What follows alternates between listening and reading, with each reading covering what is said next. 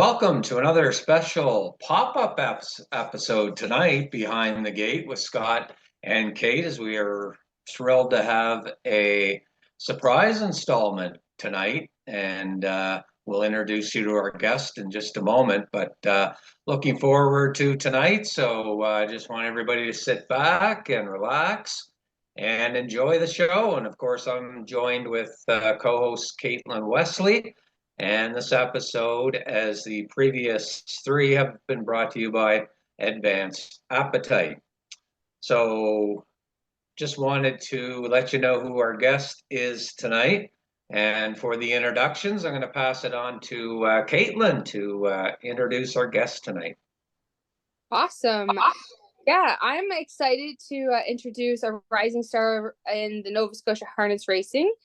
She's our newest female driver on scene, and she's definitely turning up the track. She's kind of, taking control of a lot of races, and she's proved herself so far in her first year. And yeah, I'm excited to introduce Monica Sutherland to the podcast tonight. Hi. Monica.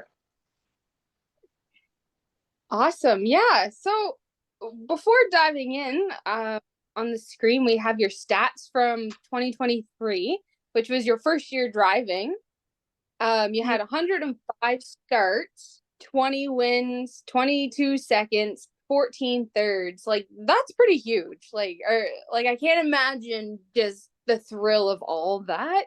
So while we are at the stats, let's kind of dive in and talk about you and how you kind of got into harness racing.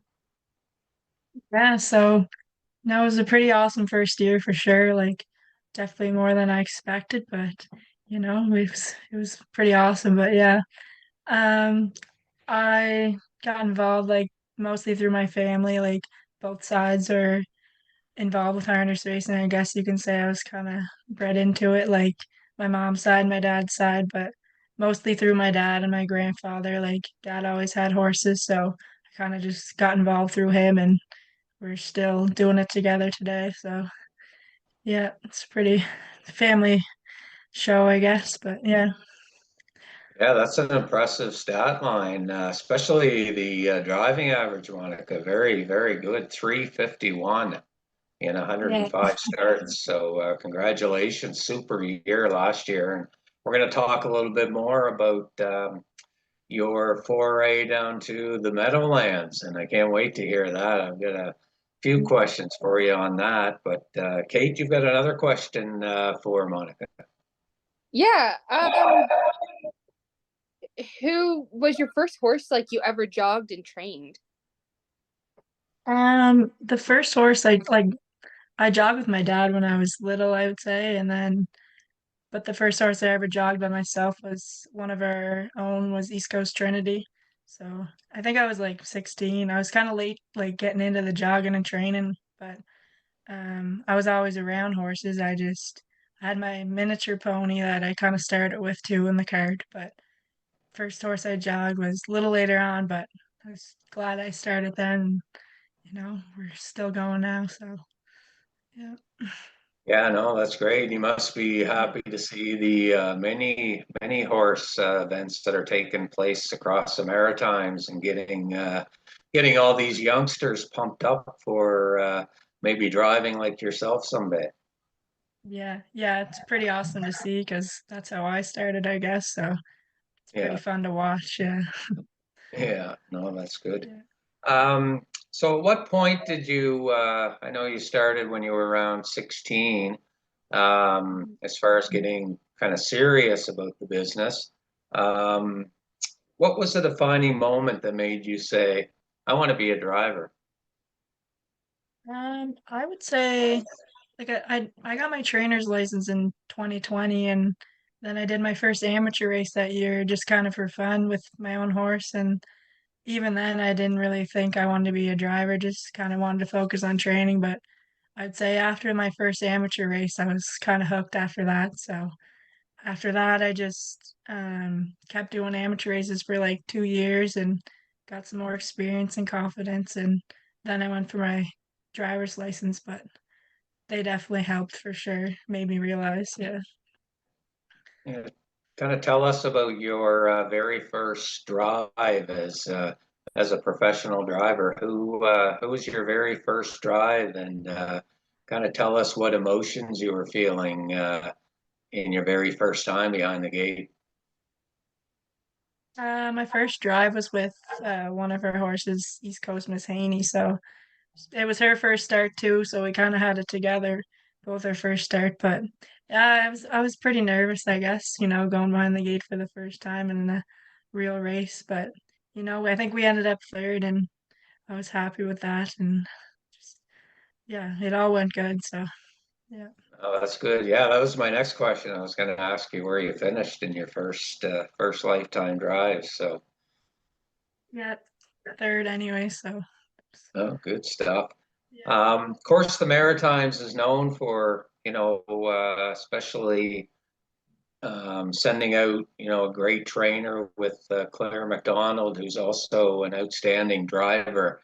And any other women in the sport that you kind of look up to? Like, in Canada here we have like Natasha Day and other women who have taken on the role of a driver. Is there anybody that you look up to besides Claire, and has she kind of been an inspiration for you? Yeah, definitely Claire's my biggest inspiration and role model since a while. Always looked up to her. Like she's very successful, but I also follow like Natasha Day in Ontario and a few other girls like Julie Walker and Britt Kennedy. Like they're great drivers and trainers. So I like watching them too. But Hey, Kate, I think you had a question for Monica. Yeah. So you're driving and you get to drive a bunch of different horses. Is there a favorite horse that you currently like to drive? yeah, I think I'd have to say my own East Coast Invader. Like we kind of I kind of learned we kind of did everything together since a while. Like Um, but he's definitely my favorite to drive. He's real handy and easy, and he's easy to get along with. But as cranky, as mean as he may be in the barn, he's definitely my favorite for sure. Yeah, Yeah, he's a nice horse. I've watched him race for a few years now, and usually catch you driving with him. So he's one of those horses you kind of like to cheer for. yeah. Um, got a question for you. What do you do outside of racing? Do you have any hobbies or kind of interests that might surprise some of our listeners? Um, well, outside of racing, I work as an electrician, and I Oh, also cool. lobster fish with my father for 2 months of the year. So, and we live on a farm, so I help with that as much as I can. But it's busy, but it's good. And the horses, of course, too. After that. Yeah. Right on. So for the upcoming season, Kate, you were going to ask her about some possible goals and things. Yeah, is there any like personal best goals that you're trying to reach this year? Is there something that you're really striving for? I'm just hoping, have another safe and successful season, hopefully, and just keep improving and from last year and every start. And, my horses race good. I'll be happy with that. Just nothing in particular. Just, have fun and be safe pretty much. Yeah. I see Awesome. you got to the 20 win plateau last year, so maybe we'll kind of set one for you here and cheer you on for 20 or more this year. Yeah, hoping to get a few more wins for sure. That'd be nice. Yeah. Awesome. So this summer you had the opportunity to participate in the Young Guns Driving Challenge, and you got to drive Hero Truro. When you first seen that list that came out and you seen that you were driving a horse named Barefoot Bud, which I'm very familiar with as it is, because he is in my stable. But what was your first thought, and what was kind of like the emotion that was going through your head of what was, what could happen that day, what you would like to have happened? Yeah, I seen the list and we drew good and I seen him race a few weeks ago when Claire drove him off the front and he won. So I said, maybe if we get the front, he'll be okay. So, I wasn't really expecting to win or anything, but it was a pretty nice win for sure. Yeah. Yeah, you had You, some spot practice, that's for Yeah. sure. Yeah.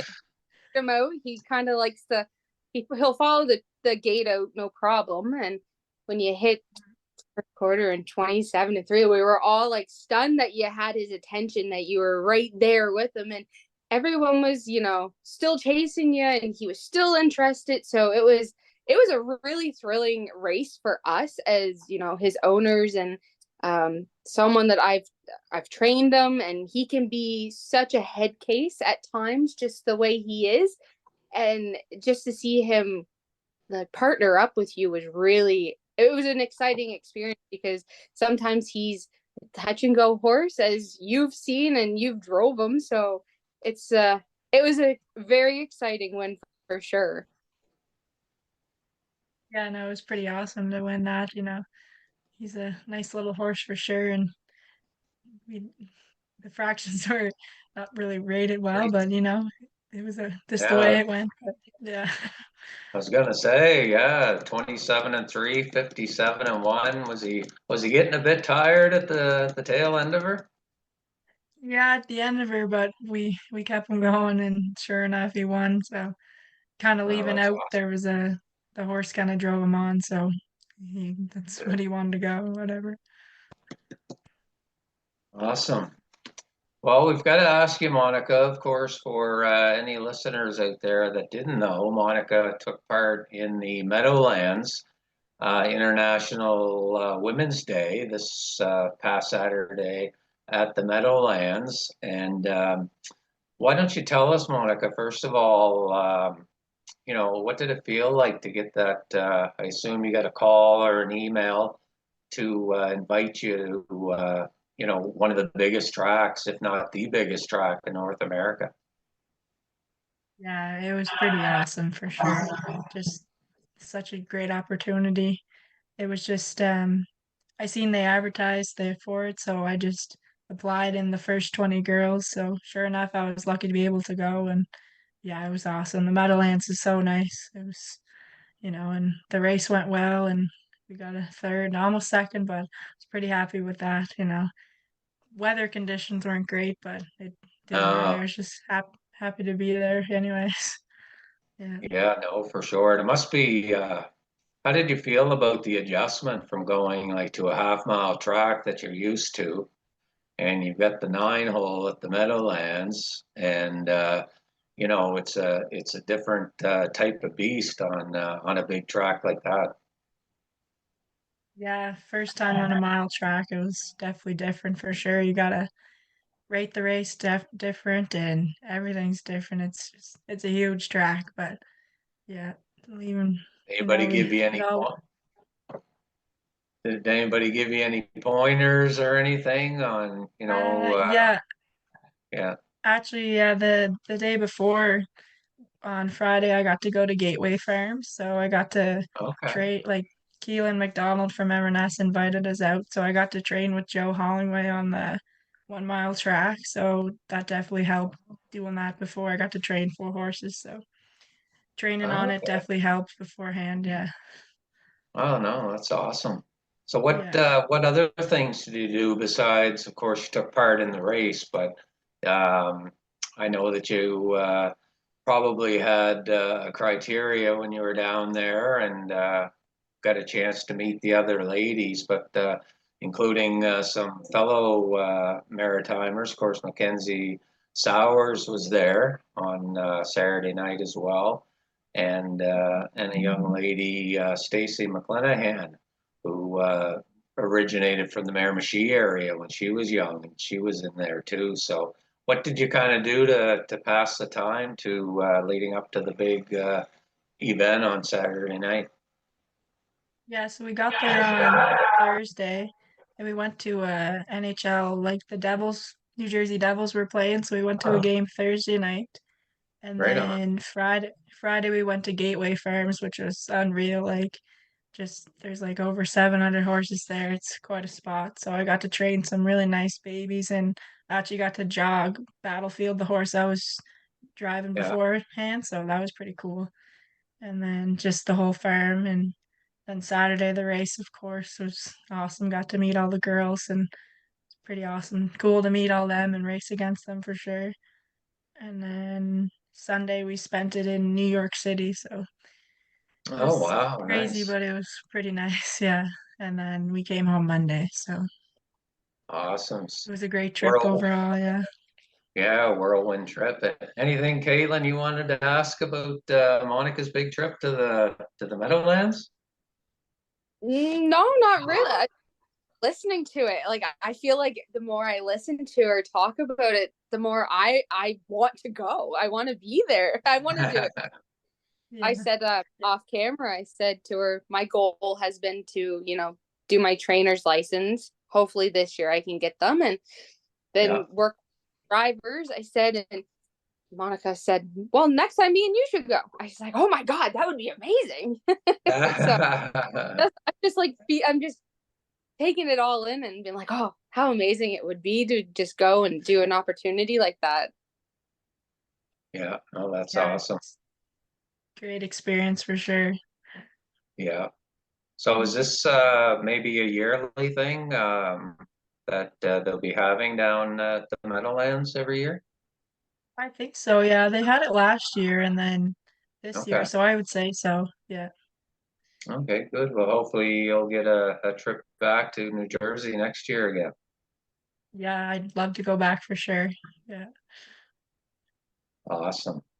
Well, thanks very much, Monica, for taking some time out of your schedule. You've had a busy last few days, so you must be a little tired with all the travel and everything. So just wanted to thank you very much for coming on with myself and Kate, and really enjoyed having you. And congratulations on your success down there. I was watching you and cheering you down the home stretch there. I thought you got the deuce, but you were pretty close. Yeah. No, it's close for sure. But thanks for having me and just thanks to everybody for all the support. It's just pretty awesome. Yeah.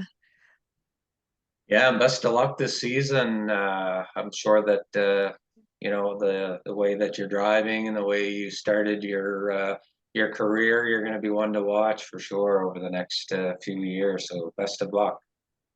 Thank you. All right, well, that's another edition of the Behind the Gate with Scott and Kate, brought to you by Advanced Appetite. And this is our fourth episode, and we'll be back with our fifth episode next week. So we'll have a guest scheduled for next week, and we'll let you know who that is. But for myself and Kate and guest Monica, we'd like to thank you very much for tuning in, and all the best.